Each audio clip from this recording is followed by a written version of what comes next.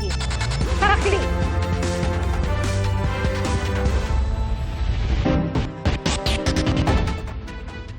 Buong pwersa ng PNP ang handang gamitin ng DILG para arestuhin si Senador Bato de la Rosa. Kasunod po yan ang utos ng Department of Justice na arestuhin ang senador matapos ibasura ng Korte Suprema ang hiling nitong temporary restraining order kaugnay sa warrant ng International Criminal Court. Nagbabala rin ng DOJ sa mga posibleng tumutulong kay de la Rosa na magtago. Saksi si Darlene Kai. Senator Bato is fugitive from justice.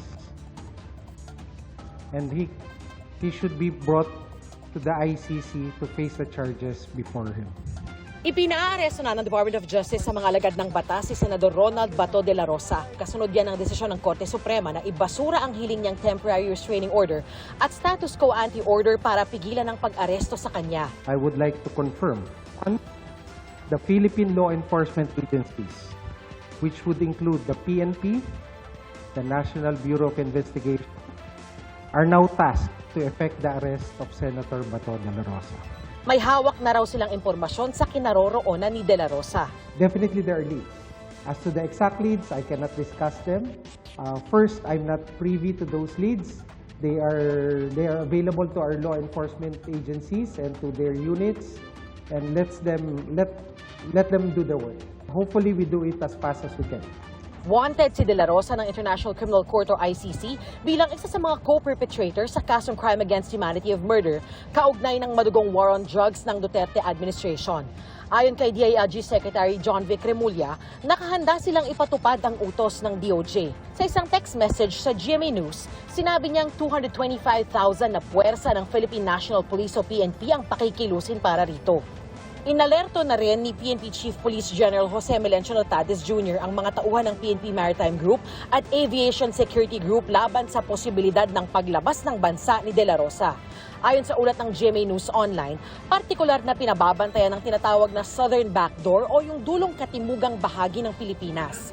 Ang PNP Criminal Investigation and Detection Group o CIDG, hinihintay na lang daw ang go signal ni Nartates para ipatupad ang arrest warrant. Pag there is an order already and the CPNP has directed us, gagamitin namin ang buong unit po ng CIDG for every region and every province. Wala naman po tayong pinipili, big or small, lahat po yon ay ini-implement namin at all cost. Nakikipag-ugnayan na rin daw sila sa iba pang law enforcement agencies. Susunod din daw sa utos ng DOJ ang NBI. Ayon kay NBI Director Melvin Matibag, isasagawa nilang pag-aresto ng naaayon sa mga alituntunin. Ang mga abogado ni de la Rosa, kwinestyon ang pagpapaaresto ng DOJ sa senador. What law are you invoking in the spirit of fair play and due process and even humanitarianism? Hindi po nila pwedeng i-effect ang isang inactionable na warrant through misrepresentations. We have to respect our Constitution, we have to respect customary international law, and we have to respect treaty law in this regard. Malinaw daw na target talaga ng gobyernong makuha si de la Rosa. By the sheer act of the President's arm,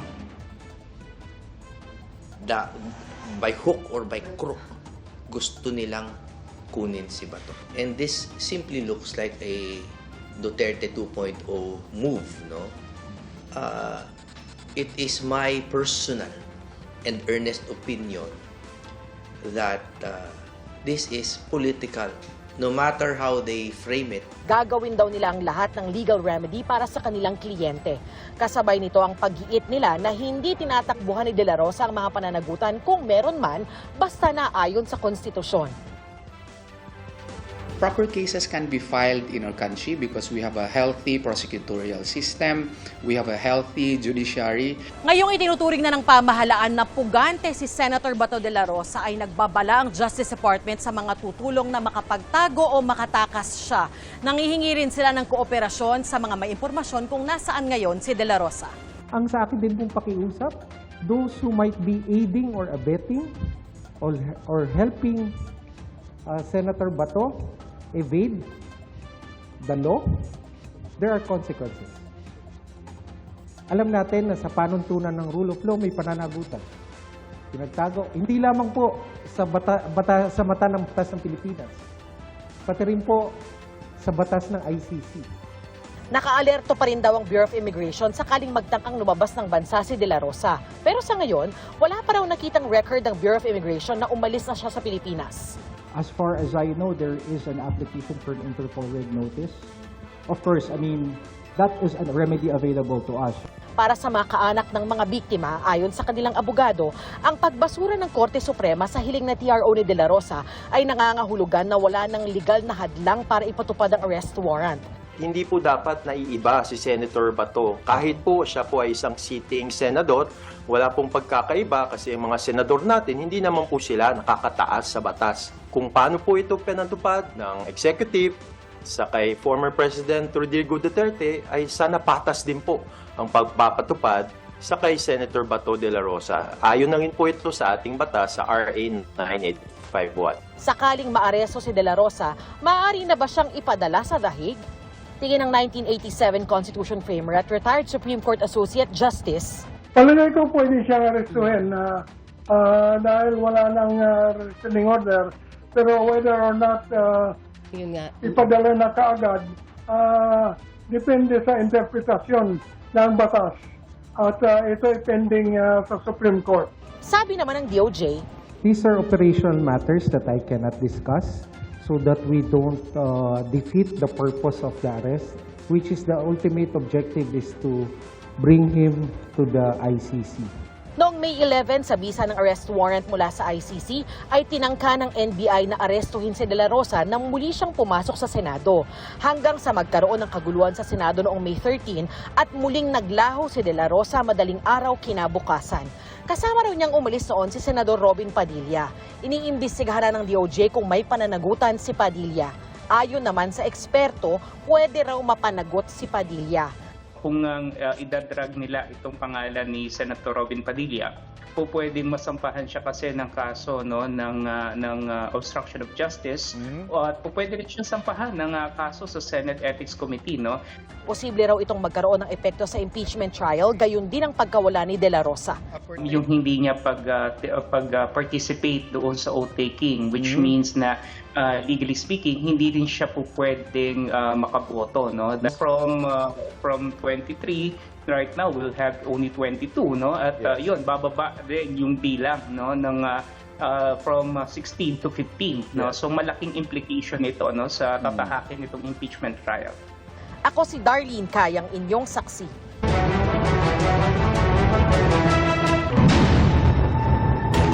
Bago sa saksi, sumiklab ang sunog sa isang abandonadong commercial establishment sa Cañas Road, Quezon City ngayong gabi.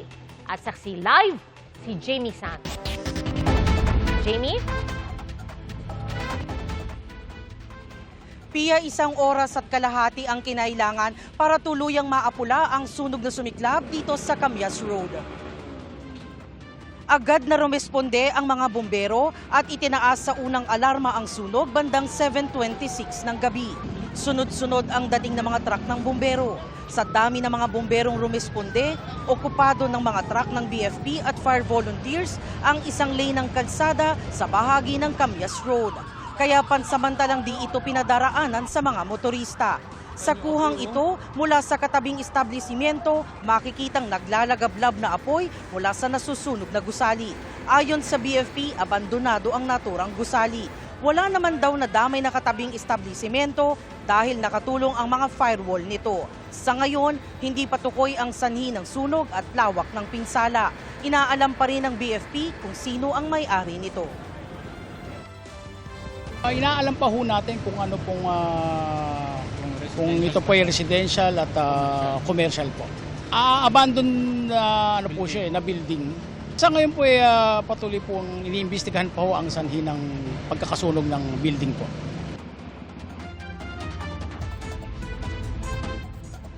Pia, 8:50 ngayong gabi nang idedeklarang fire out na ng sunog. Nadaraanan na rin ang lane na isinara kanina. Live mula rito sa Quezon City, ako si Jamie Santos, ang inyong saksi. Sa Hulyo po, inaasahang sisimula ng mismong paglilitis para sa mga articles of impeachment laban kay Vice President Sara Duterte. At nagsasagawa na po ng mock trial ang House Prosecution Panel bilang paghahanda para sa paglilitis. Saksi, si Sandra Aguinaldo. Todo na ang paghahanda ng House Prosecution Panel para sa paparating na impeachment trial ni Vice President Sara Duterte. Nagkaroon daw sila ng mock trial bilang pagsasanay para sa tunay na paglilitis. It is important that we are doing also the mock trial to give us a feel of how it is to do the direct examination and the cross-examination. Actually, kami-kami lang yan. The 11 prosecutors with some private lawyers. So it's just us asking each other about possible questions which can be raised. 4 ang articles of impeachment, ang mali umanong paggamit ng confidential funds, pagbabanta sa Pangulo, bribery, at hindi maipaliwanag na yaman. Basta, ang importante, ang gusto namin, yung first salvo, establish agad. I think we will just do it on a per article basis, no? So we will start with threats and then unexplained wealth, confidential funds misuse, and then bribery. On whichever ground, we have high confidence naman po that talaga makukumbinsi po natin yung po mga Senate judges to convict the Vice President. Posibleng sa Hulyo isasagawa ang mismong trial, ayon kay Senador Erwin Tulfo. Sa June 1 kasi inaasahang magtatapos ang 10 araw na ibinigay sa Vice Presidente para tumugon matapos siyang padalhan ng summons at kopya ng articles of impeachment. Kasunod nito, may 5 araw naman para tumugon ang prosecution team. Tsaka isasagawa ang pre-trial. After 10 days, nung mag-comply si VP Sara, 10 calendar days, hindi 10 working days. Pagkatapos sasagot yung prosecution na 5 calendar days. After that, yun na yung mga pre-trial, yung mga marking of pieces of evidence. So, we're looking at around talaga ng mga July 6.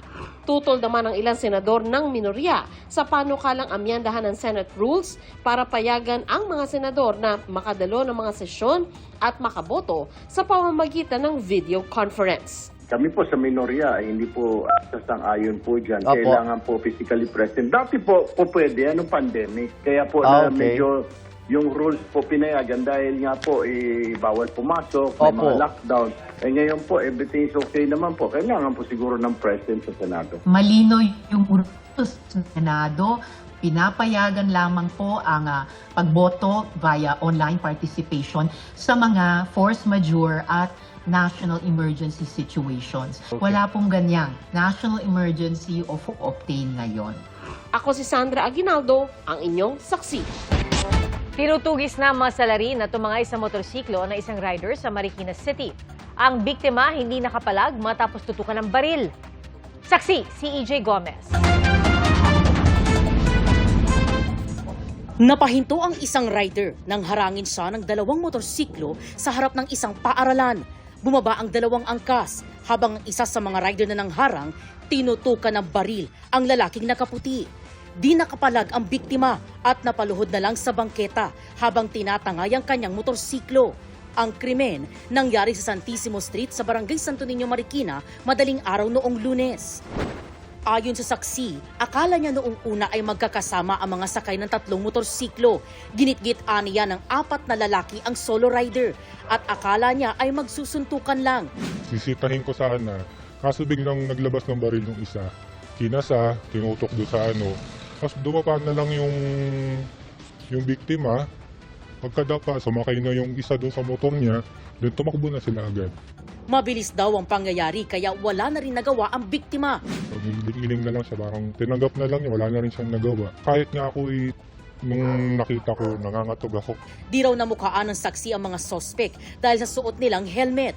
Ayon sa opisyal ng barangay, nireport nila sa pulisya ang insidente at nagsagawa ng backtracking. Yung unang CCTV nakita, nakasunod na yung mga suspect. So pagdating dito sa malapit na, doon siya na tinutukan. Kaya nakuha yung motor niya. Tapos pagkatapos nun, tumakbo na rito yung naagawan ng motor. Sinusubukan pa naming makuha ang pahayag ng biktima. Patuloy ang investigasyon at pagtugis sa mga salarin. Ako si EJ Gomez, ang inyong saksi. Kinontra ng ilang senador na minorya ang alegasyon ng ilang taga-mayorya na hindi umano sila kinumusta noong sumiklab ang gulo sa Senado nitong May 13. Isa pong source ng GMA News ang nagbigay ng patunay na kinamusta nga ng mga taga-minorya ang mga nasa Senado noong gabing yon. Saksi si Ian Cruz. Tila may parehong hugot sina Senate President Alan Peter Cayetano at Senadora Pia Cayetano kaugnay ng nangyaring tensyon sa Senado noong Mayo at 13. Wala man nangamusta kami sa amin kung buhay pa kami, kung ano nangyayari sa amin. Pagtingin ko ng group natin, yung dating majority group, walang di isa sa inyong nangamusta sa amin. Agad niyang iwinasto kahapon ni Senador Win Gatchalian nang makausap niya si Senadora Cayetano sa plenaryo.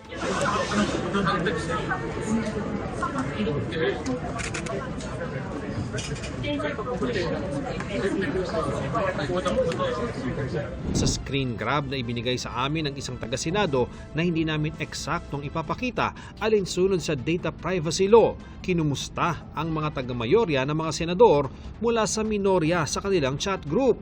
Ito rin ang ikinuwento ni Senador Erwin Tulfo. Nangyari ang barilan bandang alas 7:45 ng gabi. Naging aktibo ang chat group nang mag-message si Majority Senator Camille Villar. Parang 9:50 po si Senator Camille said na we're all okay. Sunod-sunod na po, 9:55 yata, 9:56, nag-text na po si, I think, si Senator Miggs, si Senator Sherwin, Keep Safe, si Senator Bam, ako din po, sa akin po, 9:57 po pumasok, praying for all of you, kasi po, papunta po ako ng Baclaran. 4 po kami ang nangumusta po sa kanila. Kasi nabalitaan na po na kumalat na po sa social media tapos mga nag-live po sila. Ani Tulfo, baka hindi lang napansin ni Senadora Cayetano ang mga mensahe nila. Dahil sa commotion or sa sobrang takot po, hindi. At wala rin po siguro nagsabi sa kanya. Si Senador Risa Ontiveros, naguluhan umano nung gabing iyon dahil wala siyang kaalam-alam habang biyaheng Bacolod para sa isang aktibidad. Kasi real time at halos sabay-sabay, pumasok yung mga information na we're okay, we're safe, meron ding the Senate is being attacked, pero meron din galing din sa kanila na maagang pagsabi na fireworks lang ito. And then, yung iba sa mga kasama namin sa Senado ay nagla-livestream din naman. May mga photos na lumabas nung gabing ding iyon ng mukhang payapa namang pag-upo, pagkain, pag-uusap nila. Partikular niyang pinalagan ang malisyosong mga pahaging sa minorya. Lumabas nga yung napaka-unfair at saka unsubstantiated na malisyosong insinuation laban sa aming mga minority senators. Pumalag din si Minority Senator Ping Lacson sa mga alegasyon laban sa kanila. Paano anya nila kukumustahin ang mga masasaya nagkakainan, nagkakape at naka-Facebook Live pa para pagbintangan lamang anya ang minority bloc na may alam daw sa putukan ng baril sa Senado. Wala pang bagong pahayag si Senadora Pia Cayetano ukol sa mga naging pahayag ngayong araw ng ilang minority senators. Ang PNP naisumite na sa DOJ ang mga hawak nilang ebidensya kaugnay sa nangyari sa Senado noong May 13. Pinanindigan nila ang nakalat na ebidensya. Kasunod ng pahayag ni suspended acting Senate Sergeant at Arms Mao Plasca na spliced o kinatay ang video para tumugma sa naratibong hindi inatake ang Senado. Meron naman pong proseso at forensic examination para ma-validate yung mga information na isinumite ng Philippine National Police sa DOJ. Ang matibay po ang paninindigan ng Philippine National Police kaugnay ng mga ebidensya na isinumite sa DOJ na ito po ay nakaangkla sa facts, evidence at due process. Ako si Ian Cruz, ang inyong saksi. Ano opisyal ng DPWH Davao Occidental at 8 kumpanyang kontratista sinampahan ng reklamo sa Ombudsman kaugnay sa mga ghost farm to Market Road. Ayon kay Agriculture Secretary Francisco Chu Laurel Jr., nasa 94 million pesos ang halaga ng 7 farm to Market Road sa Davao Occidental na hinanap ng kagawaran pero di natagpuan sa kanilang ininspeksyon noong Oktubre noong nakaraang taon. Peke rin umano mga prinisan ng dokumento sa DA dahil bayad ang kontrata pero wala ang mga kalsada. Reklamong graft, malversation, falsification falsification of public documents, grave misconduct at serious dishonesty ang isinampa laban sa 6 na opisyal ng DPWH Davao Occidental District Engineering Office. Kasama ring inireklamo ang 8 construction company na kinontrata para sa mga proyekto. Sinusubukan naming makuha ang panig ng mga inireklamo.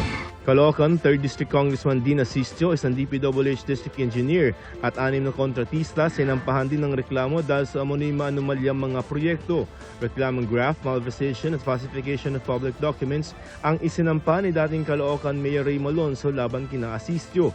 Para raw yan sa halos 80 milyong pisong halaga ng anomalyang mga proyekto sa lungsod, kabilang ang ghost flood control projects, road construction at daycare center. Git naman ni Asistio na pamumulitika lamang ang mga isyu na ipinukol sa kanya.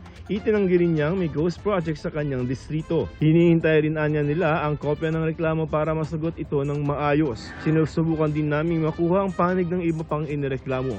Ako si Joseph Morong, ang inyong Posible magpaulan sa susunod na araw ang low pressure area o LPA na nasa loob ng Philippine Area of Responsibility. Muli itong namataan 825 kilometers silangan, timog silangan ng northeastern Mindanao. Ay sa pag-asa, hindi inaasahang magiging bagyo ang LPA sa susunod na 24 oras at posible raw malusaw habang papalapit sa kalupaan.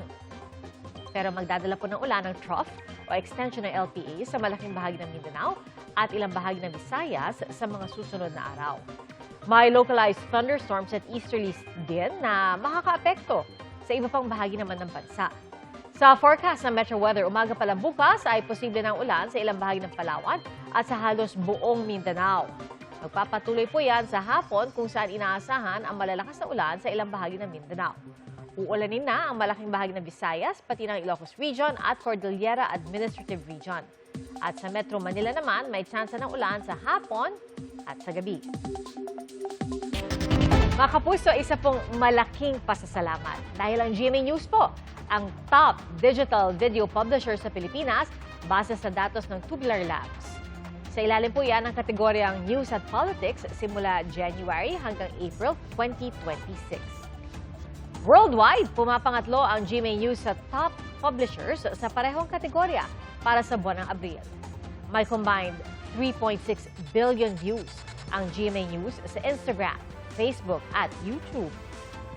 Salamat po sa inyong patuloy. Wala pa man ang Super El Nino, bumaba ng level ng tubig sa ilang dam sa bansa. Saksi si Oscar Oida. Kay tagal ding natenga ng lumang Wawa Dam bilang source ng tubig. Kaya nagsilbi na lang na pasyalan, lalot na sa pagitan ng mga bundok na ayon sa alamat ay pinaghiwalay ni Bernardo Carpio. Pero ngayon, dahil sa bagong pasilidad sa Upper Wawa o mas mataas na bahagi nito sa Rodriguez Rizal, nakukuhanan na muli ng tubig ang bagong Wawa Dam. Ipinangsusupply ito ng tubig gripo sa Antipolo. For the last 50 years, as mentioned, we only rely on Angat Dam. Itong Upper Wawa mismo, it's at around 120 million cubic meters volume, no? Na kayang isupply. Meron tayong extra water na to augment itong looming El Nino natin. Tamang-tama rin ito para tulungan ang Angat Dam na pinagkukunan ng tubig gripo ng Metro Manila at mga kalapit na probinsya. Bumababa na kasi ang level nito. Una, mainit. Siyempre, kulang tayo sa yung inflow ng tubig. And then, nag-evaporate din po yung water from dam. And then, siyempre, malakas din yung utilization ng domestic.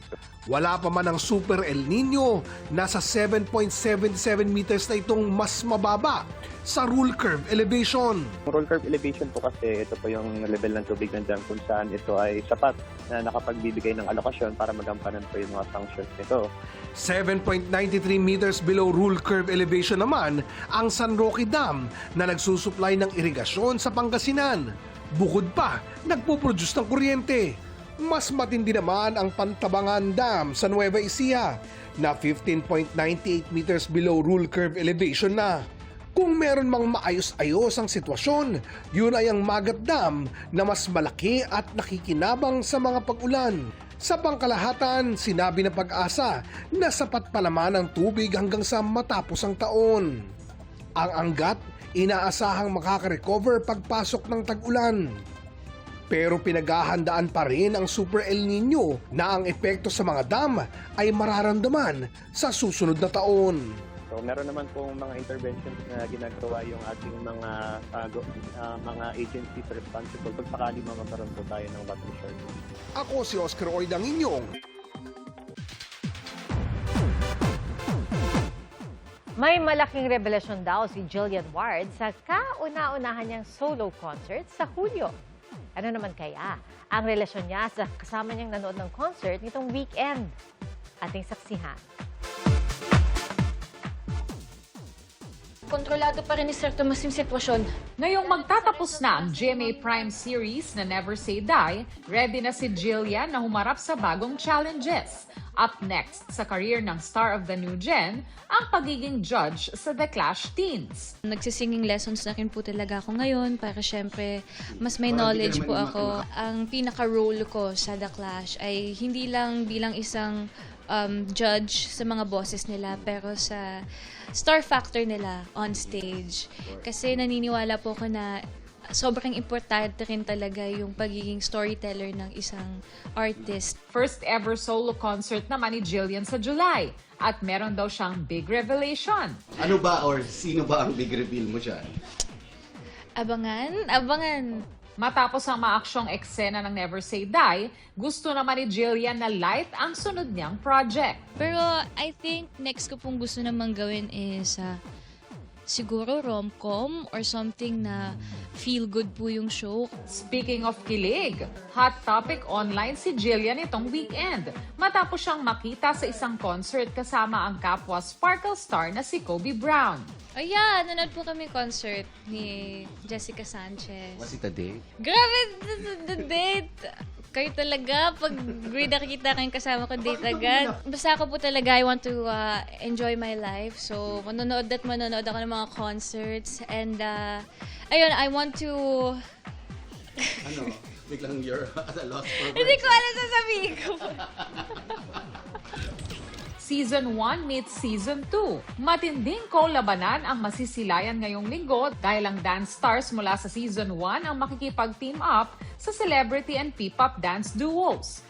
Makakasama ni na Chanty Videla at Alamat Jao si JM Irevere. Si Kakay Almeda magpe-perform kasama sina Paul Salas at Calista Dennis. Si Zeus Collins naman ang katrio ni na Jasmine Curtis Smith at First One Joker. Si Joshua Decena para kina Rocco Nasino at Sofia Nangkaya. Si Vision Patrick naman ang kasama ni na Sugar Mercado at Jerome ng Horizon. Major milestone para kina Megan Yang at Micael Daez. 1-year-old na ang panganay nilang si Leon. Kompleto ang family of 3 habang sineselebrate ang birthday ni Leon with balloons and bubbles. At syempre, hindi mawawala ang kanilang fur babies. Bumuhos ang greetings mula sa celebrity friends ng kapuso couple. Recently, kasama ni na Megan at Micael si Leon sa kanilang mga pamamasyal gaya sa Baguio City at sa Japan. Sabi nga ni Micael, enjoy ng kanilang anak ang mga jungle gym at playground. Kabanding din nila si Leon sa coffee sessions. Pero kung kape kay Dada, milk naman para kay baby. Ako si Von Aquino, ang inyong saksi. Mga kapuso, idineklara ni Pangulong Bongbong Marcos na regular holiday ang May 27, araw ng Miyerkules, bilang pag-obserba ng Eid al-Adha. At maraming salamat po sa inyong pagsaksi. Ako po si Tia Arcangel. Ito po ang GMA News. Walang kinikilingan, walang pinaprotektahan. Noon at ngayon, serbisyong totoo. Hanggang bukas, sama-sama po tayong magiging saksi!